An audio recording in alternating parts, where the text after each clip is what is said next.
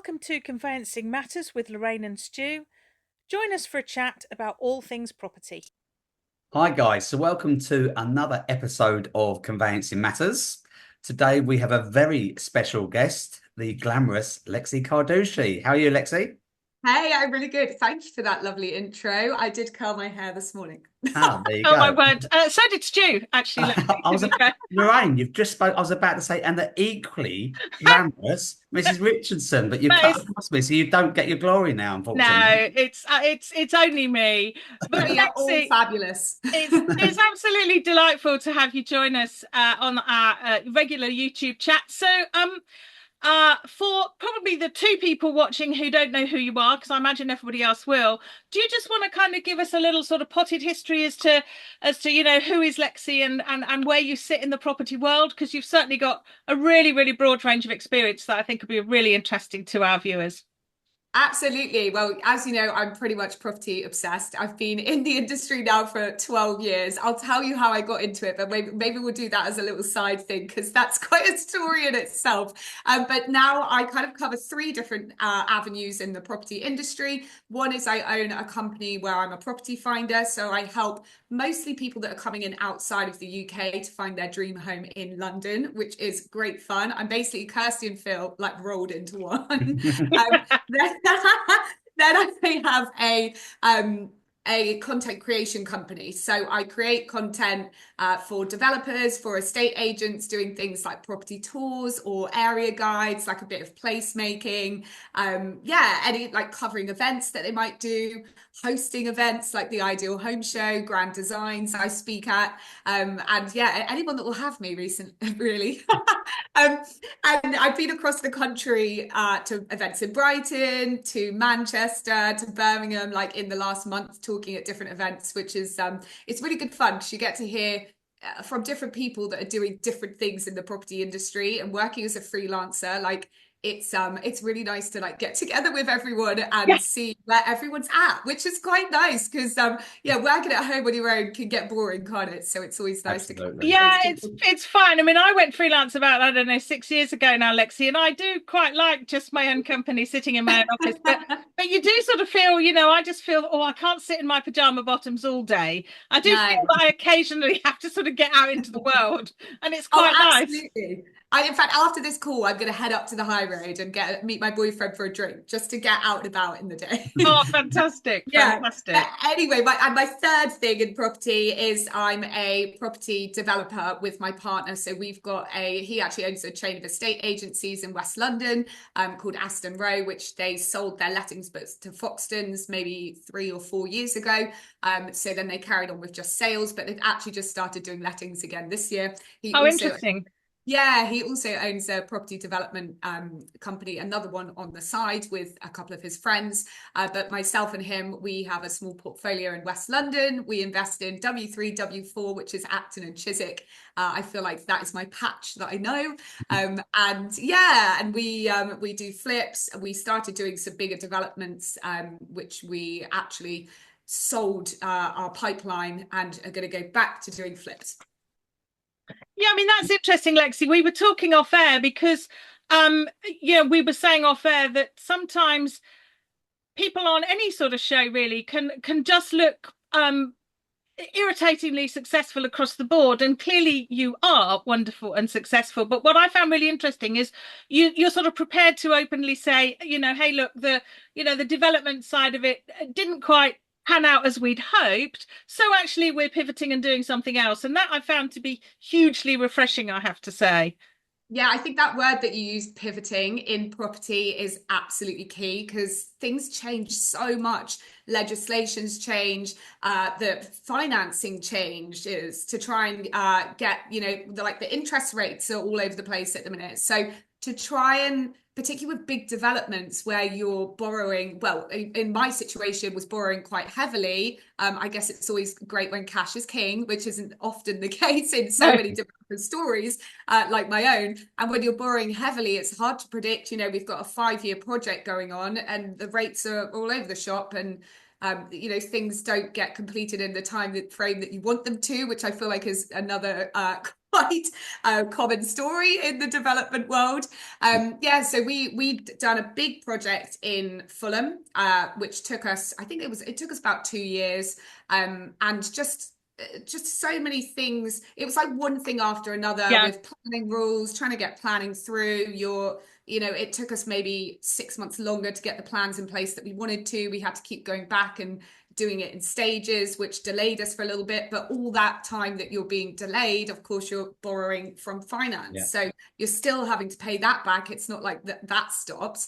And it was a really fun project. I learned a lot. It was the biggest project that I've ever done because we did every kind of extension possible. We went up, we went out, we went down, we went sideways. So there was like you were describing Stu for a minute there, Lexie. On my waistline, that sounds like.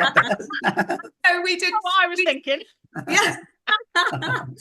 So we did everything possible, and it took slightly longer to sell the units than we'd anticipated. It was just a bit of everything, and it was still a really successful outcome, but it certainly took longer than we expected, which meant we didn't get to pull that money out quick enough, whereas that could have gone into something else or another investment or another project.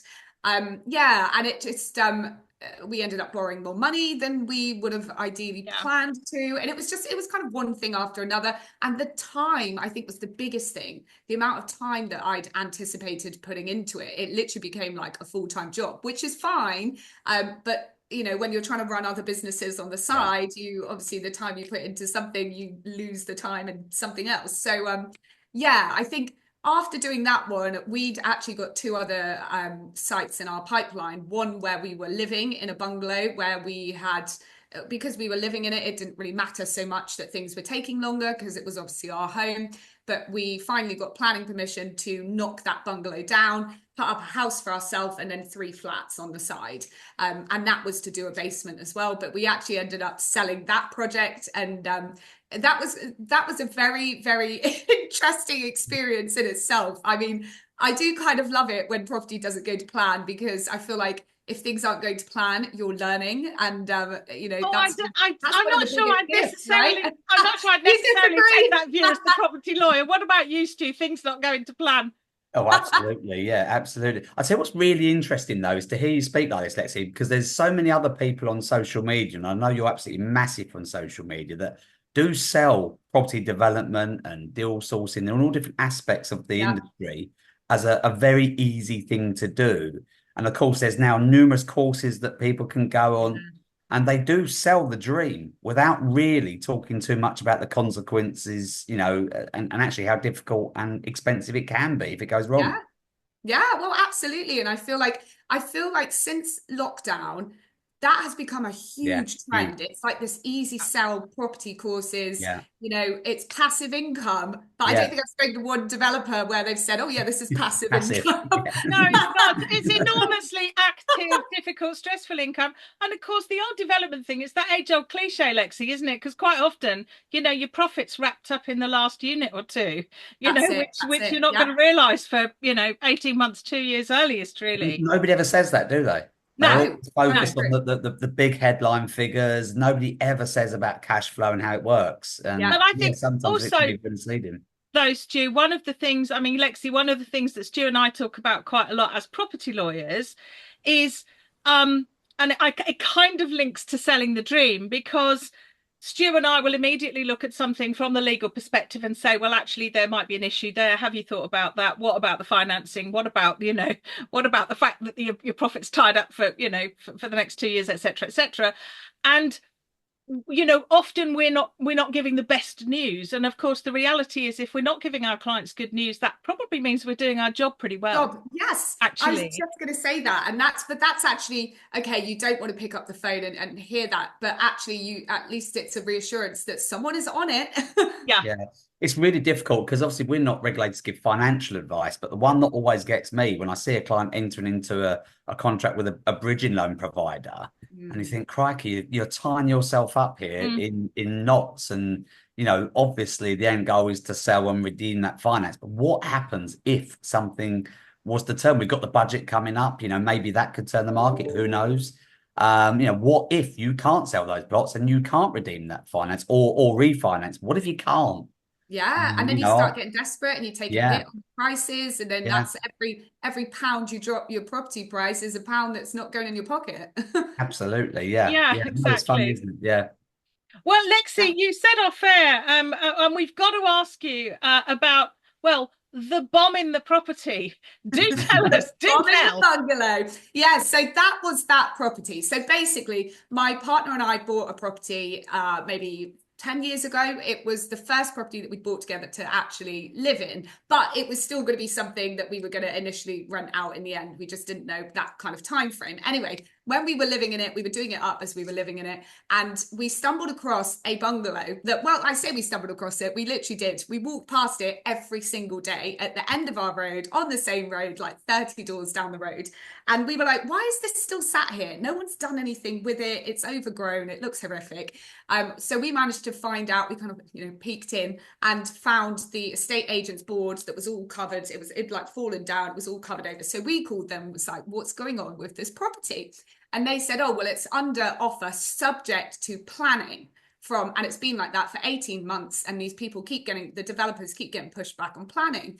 And we were like, okay, well, we'll chuck an offer forward at it. We don't need it subject to planning, but we want it for slightly less. But we can move on it now. We live down the road. We just want something a little bit bigger. We might look at doing something to it later. It's a good plot. And they accepted our offer over the developers, which was great. So there we go. We took that, and again, I guess you can access all of the plans they've had rejected online. So you're already a little step ahead of the game.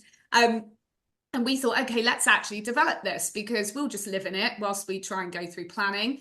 Initially, we got planning within 6 months to just demolish the bungalow and put up 5 flats. And in hindsight, which is a beautiful thing, isn't it? Yeah. That's what we should have done. Yeah. Because it only took us 6 months. We could have put a shovel in the ground and off we go. But no, typically we got greedy and we thought, actually, you know what? We can get a bit more space out of this. So we thought we'll go with the flats and try and get a basement out of it and do the 2 flats either side as duplexes. So we went back in for planning on that. We got rejected on that mainly because of precedence on the street. Although there's other basements on the street, they all belong to houses. So then we thought, well, actually, you know what? We've lived here now for like 18 months. We quite like it. So we'll build a house for ourselves with the basement on one side. And then the other side will turn into 3 flats, one of which will also have a basement. And that we had 57 objections to on our street. Oh my word. Our neighbour hated us. In fact, the day that I moved into that property, she knocked on the door and I was like, oh, here's our neighbour. Maybe she's bringing muffins. She was like, no. So the word she said to me was, I am, and then she said her name, which I won't say in case she's listening. We just don't know. And then she said, I'll be the one rejecting your plans. Oh my word. That was my welcome to the neighborhood. Anyway, so we managed to get this finally agreed. We had these 57 objections. We had to go to the planning committee, which was like going to court. But it was, again, an interesting experience, not part of the plan, but certainly learned a lot there. And I guess the biggest thing that I took from that is planning is literally a box ticking exercise. Like, all these 57 objections were kind of completely irrelevant because they didn't. Yeah, it tends to just be people's personal little opinion, doesn't it? But actually, what I hate about planning generally is on any level, Lexie, it's the subjectivity of it. Yes, and one planning officer can just have a completely different view to another planning officer in the same building, in the same office. And I really struggle with that. That's why I could never be a sort of full-time proper planning lawyer or planning advisor. I mean, clearly Stu and I have to know about planning because of what we do every day, but I'm completely with you there. But as I say, your 57 objections would have just been the individual opinions of those individuals on the street, wouldn't they? Yeah, that was literally it. And when we went to this planning committee, of course, you've got people there that are representing, I guess, different parts of the planning. So we had someone there that was to do with the parking. We had someone there that was agricultural, that wanted us to replace every tree we took down. You've got to put 2 back up, it was all those kind of things that were getting ironed out. So that, I mean, like I said, it wasn't part of the plan, but it was a very interesting learning curve to go there. And we finally got all of this through. And by that point, we'd been now living in that bungalow for, it must have been like nearly 4 years. And we were loving it. But by that point, our lives had kind of moved on. And then we ended up building, or we were thinking we were going to build ourselves this house that we didn't actually need, if that makes sense. Like, we'd kind of moved on from that and we wanted something different, and like our lives had changed. So then we were like, oh God, we're going to end up building something that we don't actually need to live in, but hey ho, let's just continue going with it anyway. And you know what, we'll sell it, or we'll rent it out, or we'll add it to the portfolio. Or we didn't, you know, we were kind of a bit up in the air, so we hadn't started any building works. And then randomly we got an offer through our letterbox from another developer saying, hey, I see that you've had all of this planning accepted. I want to buy it with planning. Now, bearing in mind that we bought the property for 900,000, the figure that we actually ended up selling for was 1.5, and just from adding planning, which just goes to show like that uplift in planning is crazy. And like taking the almost like land profit from it, I guess, is mad. Anyway, so the whole story came about when we the bomb story, which we were actually telling, when we knocked down the bungalow, because the people that were buying it, they put in their contract they wanted us to knock it down, which was weird and odd. And yeah, we were kind of like, is this some kind of stamp duty thing that they're trying to do something? Like, we didn't ask any questions, but why do you want us to knock it down? But whatever, we thought, you know, we've got a team that was actually ready to knock it down anyway, so fine, we might as well just instruct them to knock it down. What they were actually doing was trying to put the SIL liability on us, which was, and the SIL was £92,000. So when we put it in their name, they kicked back and said, oh, no, you've started the development, you need to pay this SIL liability. And I was like, oh my God, how did we not see this coming? How did no one see this coming? But thank goodness our solicitor, and this is why it's so good to have a good power team, said, no, you're in this contract that was, you know, to buy the property, you have asked them to knock the bungalow down, just like we would ask a construction company to knock the bungalow down, and you wouldn't expect them to pay SIL. So thank goodness that saved our ass. But when we were knocking this bungalow down, I got a call from my builder. Well, actually, he sent me a picture of a hand grenade that they had found in the loft. And he said, and he just put a question mark. And I looked at it. I've never seen a hand grenade in my life. I thought it was a bottle of perfume. I was like, thank God I didn't find it. Imagine me being there, like, trying to spritz myself. I think that's really nice. I don't know if anyone else here has ever found a bomb in their house. How funny. Like, my builder was like, what do you do? I was like, well, I don't know what to do. What do you mean? What do we do? So I Googled, what do you do if you find a hand grenade in your house? Funny. And it said, call the police. And I was like, okay, well, wait a minute before I call the police. I'm going to go down to my building site and just make sure I've ticked all the health and safety boxes. Yeah, absolutely. Calling the police on yourself, like, oh, we found a hand grenade. They're like, oh, we're going to shut you down. Your fences are 2 meters too far. Lexie, just to roll back slightly, so just so that I've got this clear. So you'd been living in this bungalow with a hand grenade in the loft for 4 years. Have I got that right? Yeah. Yeah, that was it. Yeah, that's where I thought we were with that one. Yeah, and it was literally found. It was found in an old water tank that was literally above our heads where we were sleeping. Blimey. Oh, yeah, and we researched it afterwards, and it was from the French-Vietnam War. So goodness knows how long. It's interesting though. It does make you wonder whether those your buyer actually, whether they've done a bit of research, whether or not they had a bit of a heads up. You just don't know, do you? I mean, who knows? I was slightly disappointed that they didn't, because they came and did a controlled explosion on it. I was slightly disappointed it didn't go off, because it could have done my job for me, knocking down. Not the whole thing down. But we kind of, I think conveyancers and people involved in properties do kind of always have these really sort of mad random events, don't they? You've kind of got gazillions of them. I mean, a fraudster turned up to your office once, didn't he? Oh, I've had also absolutely loads. Yeah, fraudsters coming to the office, people change their names by default, armed robberies. Unbelievable. Yeah, all sorts of stuff. Arguments with people and Oh my all God. Well, you sorts of can't things say going on, property's a boring industry, can fights. you?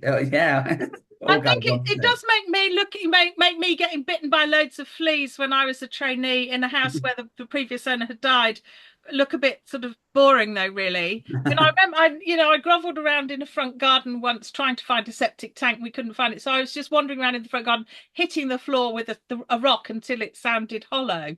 And actually, because I worked in rural Suffolk, I had some lovely clients who bought what obviously was eventually a beautiful house, but the same old boy had lived in it for about 70 years. And bless him, towards the end, he hadn't really known what day of the week it was. And he had thought the corner of the lounge was indeed his bathroom. And I needn't say much more about that, need I, other than what he'd been doing in the corner of the lounge. But, we've all got kind of gross stories, but I'm not sure many people are going to be able to top. I lived in a house with a hand grenade in the loft for 4 years and found it when it was being demolished for development. I mean, that's a story and a half, Lexie, really, isn't Oh it? my God, it was madness. But like it was stressful at the time, but looking back at it, it's quite a nice story to be able to tell, actually. I quite like Was it. it live? Say again. Was it live? Would It was live, yeah. They It had to do a was a they live one literally as did it, well, yeah. yeah. They did a controlled explosion on it. But what was the worst thing was that, well, not necessarily the worst thing, but I don't know, it's funny or stupid depending how you look at it. But when I went down there to go and make sure that we would comply with all the health and safety checklist, the first thing I did was walk through the door, and my boyfriend was taking a selfie with it. He's That's, literally there, like. I hate to say it, Lexie, but that's blokes for your chum.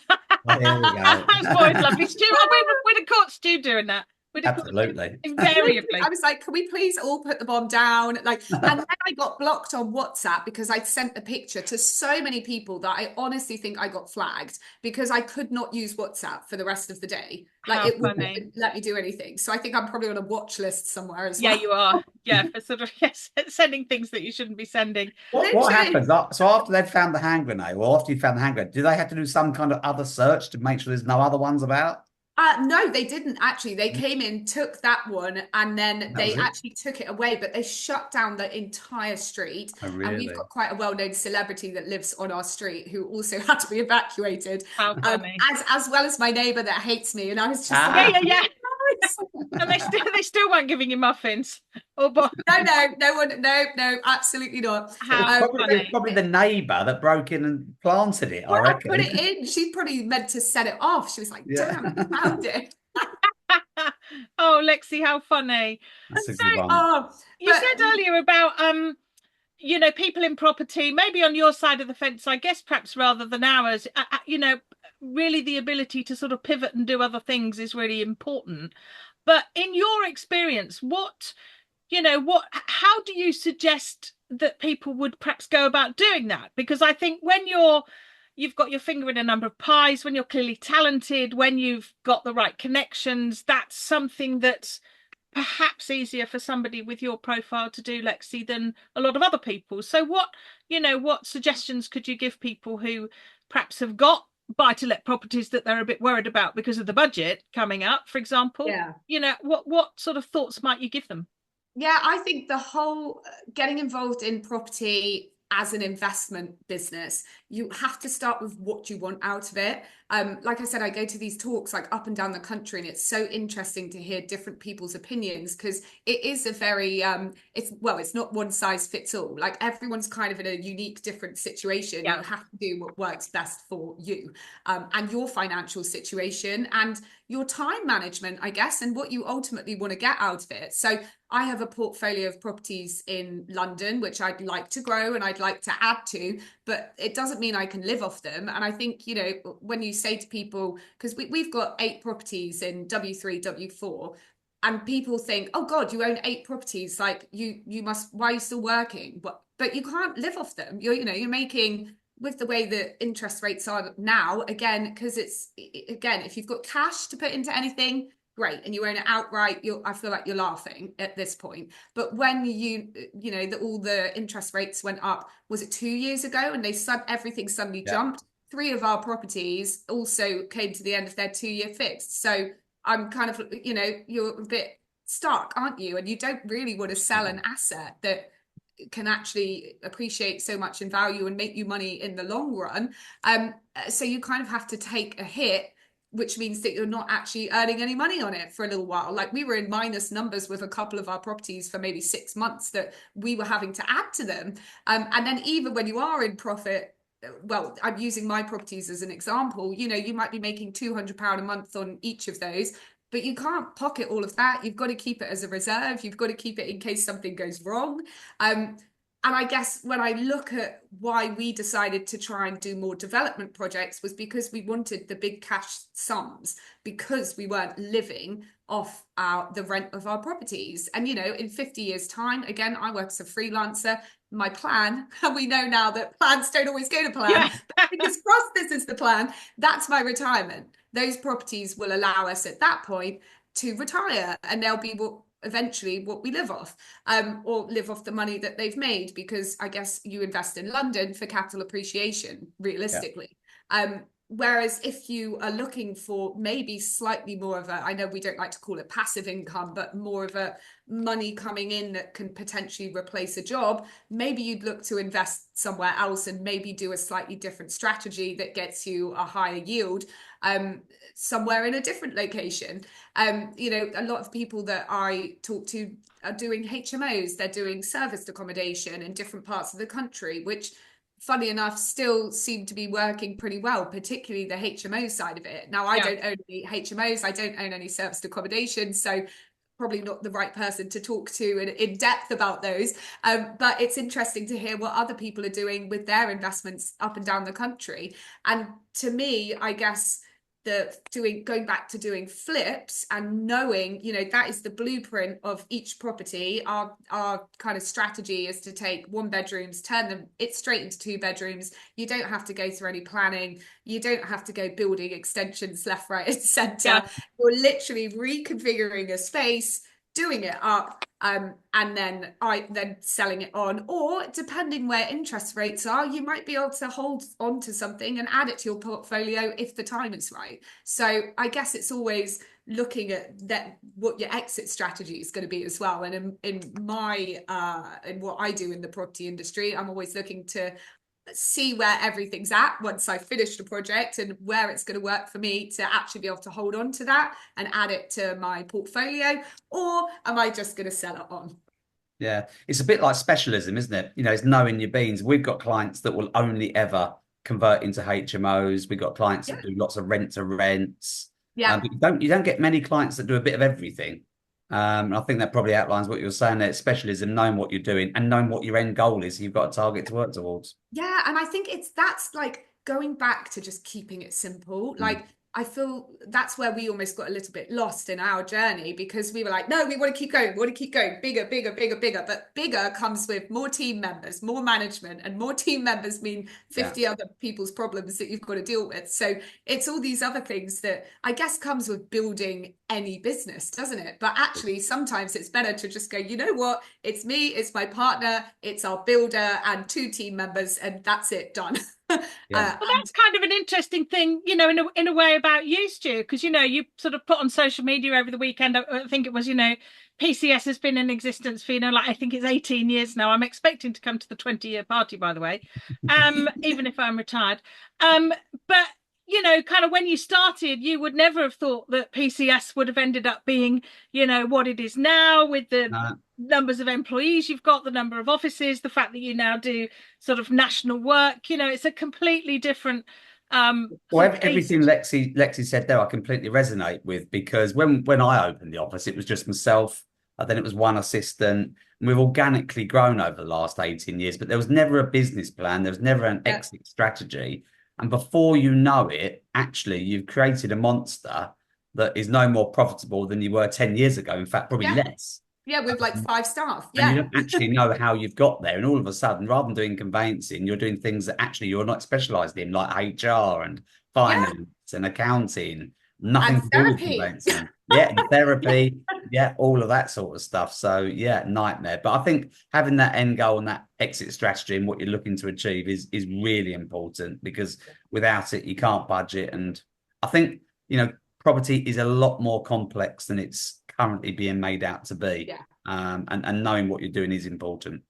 But I think that's another theme, isn't it? And Lexie, off air, you said, you know, you go to a lot of shows, and mixed with a lot of agents and stuff. And obviously, you know, there are excellent estate agents out there. Of course there are. There are excellent conveyancers and there are really dud ones.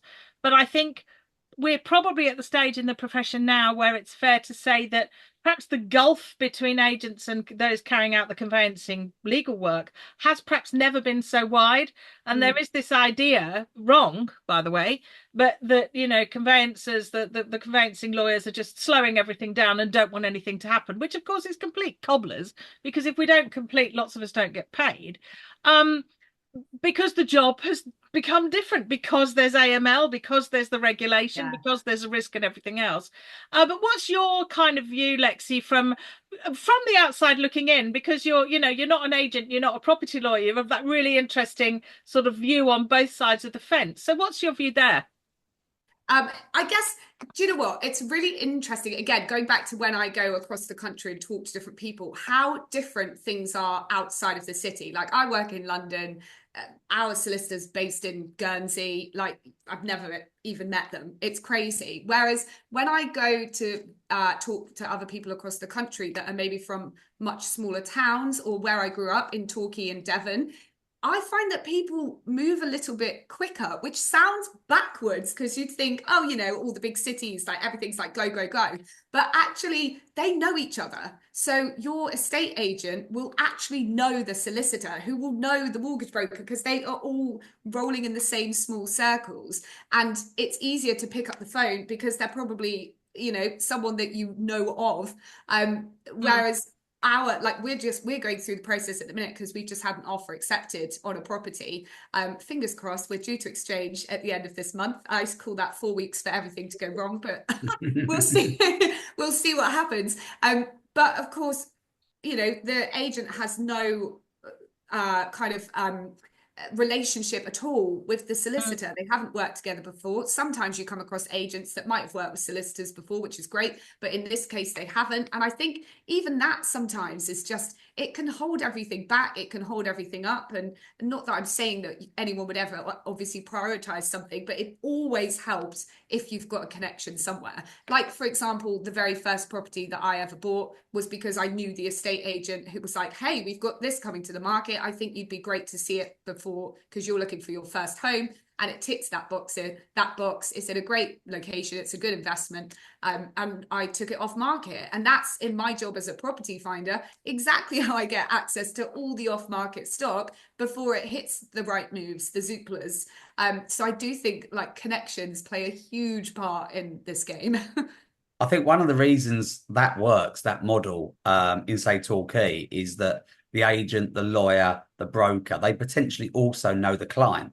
So your due diligence that you have to carry out on the client is a lot easier, whereby if, for example, we're sitting here in Essex and we're acting for a client in Newcastle, and that client has, I don't know, money coming from a family member, it's the investigation process that has to go on and on and on that really does delay things at the onset. I would say now the investigation into a client's ID and their source of funds and source of wealth is now probably bordering on a quarter of the work that we have to undertake. It's huge, and it's a moving part as well. It's always changing.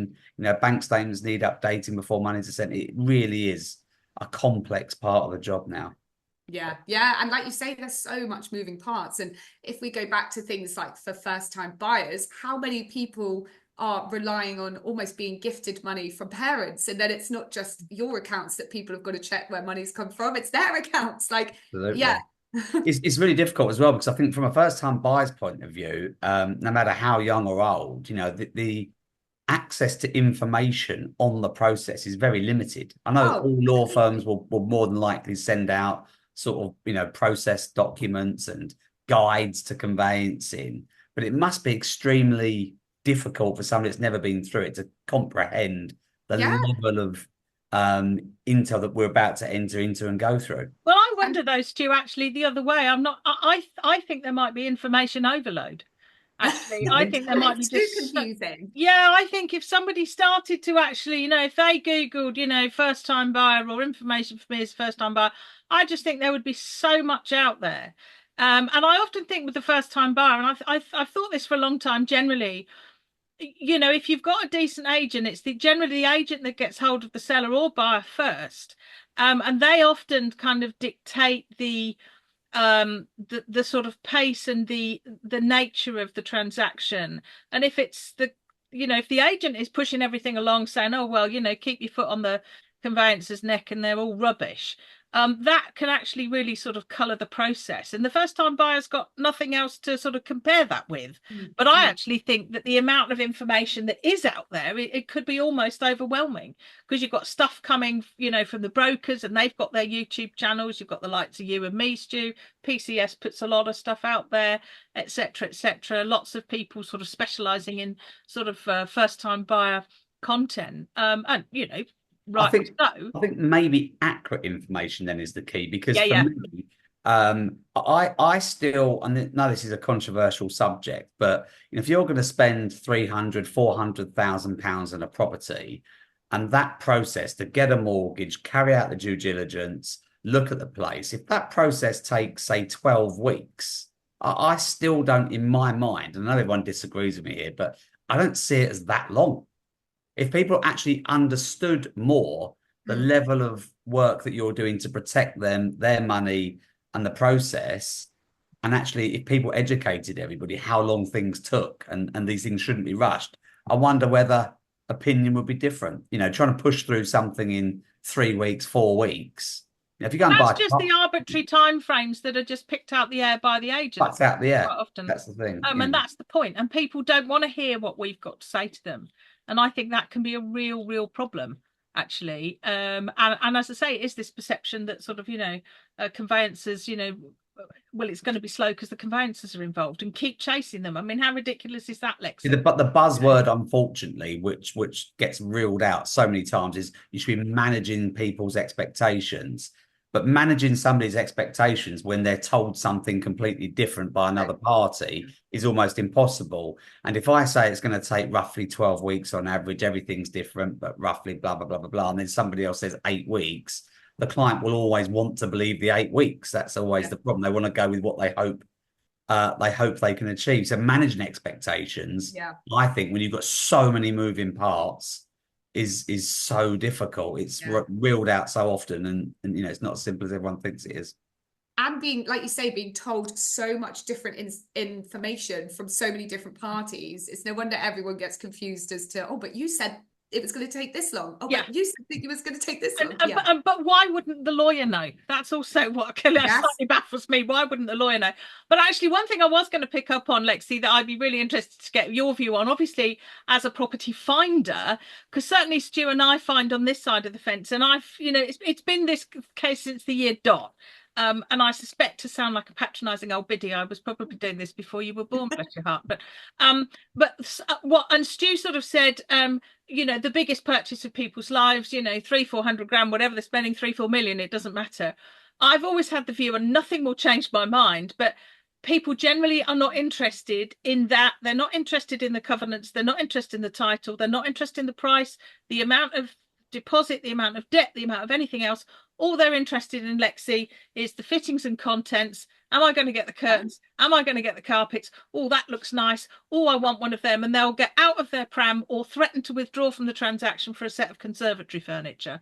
And what I'm interested to know is my theory on this, does that carry through to the clients that you act for? Yeah, I would say that carries through for everyone, not just it's exactly what you said. It's so interesting to literally hear someone say it, but it is so true. And it's almost like you get to that agreement, like you say, with all the fixtures and the fittings, and you're happy with that, and then everyone goes, oh, hurry up on everything else. I don't really care about that. I just want you to get it through now. I'm gonna get that furniture in that second bedroom. Actually, Lexie, I have actually had a client, it's a very, very long time ago. I won't bore you with the whole story, but I promise you faithfully, this guy had got somewhere down the, transaction. He'd been spending money. He'd had his survey done, la, la, la. I kid you not, he threatened to pull out of the transaction for the sake of a dimmer switch. Sake of a dimmer switch, because the seller had said she was taking the dimmer switch. And this was a very long time ago. And of course, then I rang the other side and had this really embarrassing conversation. I said, oh God, can you talk to your client? Because my client will pull out if you don't need the dimmer switch.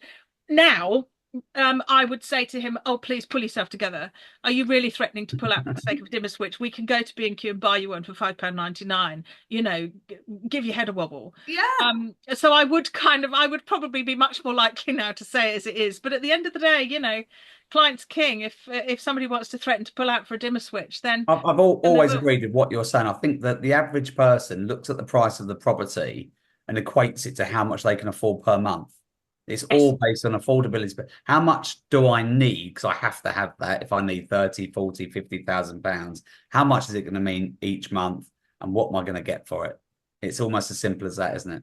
Yeah, yeah. And it's so true, because when, you know, if surveys come back to someone and you know, highlights things about being in a conservation area, or you can't do this, or you can't do that, or so, you know, coming back with, like ours came back with flood risks because we're right next to a marina, and it's things like that that people overlook, but they're like, oh, okay, fine, yeah, but do I get the Miele oven? Like, you know. Well, I would underwater in 5 weeks' time, but I want the bloody oven. Yeah. Well, I would say So right. when there's a problem, I would say that 95% of everybody will proceed despite the problem. Yes. At least. Even if you're telling somebody bad news, this is a big problem, this is going to cost you X, or particularly this is going to come up when you come to sell. Yeah, 95% of people will go ahead regardless. Yeah. Because I suppose the heart rules the head. Yeah. You know, if it's Yes. a family home and so on and so forth, you know. Yeah, that's such an interesting point that you make, and something that I always try. And when I'm particularly like, I can't tell my clients that, because I feel like when you're buying residential and you're buying for yourself, your heart always overrules your head. It always does. But I've tried to really make a conscious effort with every single property that I buy as an investment to not let that happen. And that's when you are led a bit more by your power team and your conveyancer and you know, everybody else around you.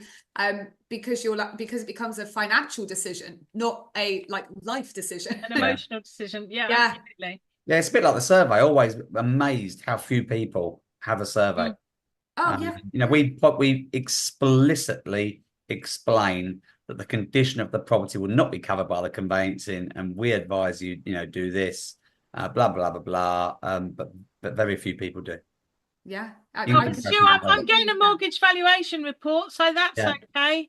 Yeah, that's it. I've paid for the one the lender's doing. You just say, oh, no, stop it. Well, Lexie, we could probably talk to you all day, lovely. But we probably ought to bring the chat to a close, because it's just been fantastically lovely and interesting to talk to you. So just to pick your brains then, Lexie, so what's your big guess then about maybe the budget, or maybe the impact of the budget on, you know, the property industry generally? Have you got any feel or predictions, or are you just gonna you will hate my answer, but I hate predicting anything, because I feel like we had this conversation, you know, off camera before, and I feel like so much in property is what if this happens, and it's that kind of, it's always that fear, isn't it? And you kind of, I never want to be that person to react to the fear. If it happens, fair enough, I'll think about it then. But when everything's kind of just a bit up in the air and nothing's set in stone, I try not to worry about it. And I know that's maybe not the best answer, but that is kind of how I not just live my property life, but literally my life in general. Don't worry about it till it's happened, and then you make a plan for it. Well, I think that's probably the best piece of advice for pretty much everybody in the property industry, Lexie. So thank you very much for that. So Stu, we better let Lexie go then. Yeah, no, I really appreciate your time today, Lexie. Thanks for coming on the show. Thank you for having me. It's so much fun. I always just love chatting property, and I loved hearing your stories as well. Not as good as, we're never going to beat hand grenade though. No, struggle to beat that one. Hand grenade that I thought was a perfume bottle is just fine. The line. That's so the Conveyancing Matters line for the year. That'll have to be our catch line for the show, won't it? It will, absolutely.